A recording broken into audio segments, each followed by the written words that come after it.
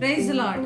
దేవుని వాక్యం నుండి మత్తయి సువార్త 5వ అధ్యాయము 3వ వచనం చదువుకుందాం.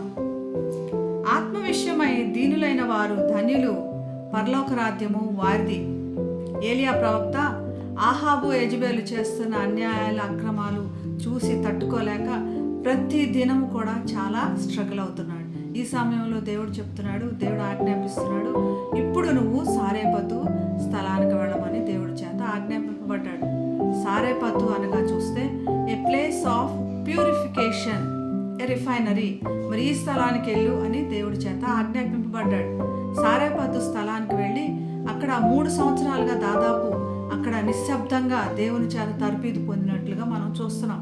మరి ఈ సమయంలో ఏలియా అంతటి గొప్ప ప్రవక్తకి సహాయపడింది ఎవరో తెలుసా? ఒక బీదరాలు, పేదరాలు, బలహీనురాలైన విధవరాలు.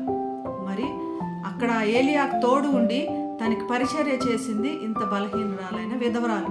మరి దేవుని రాజ్య సువార్త కోసమై మనం సిద్ధంగా ఉన్నామా? ఈ దేవుని రాజ్య సువార్త కోసం ఒక్క అప్పం ఇచ్చి తను ఏలియా ప్రవక్తని బలపరిచింది లేదా పోషించింది.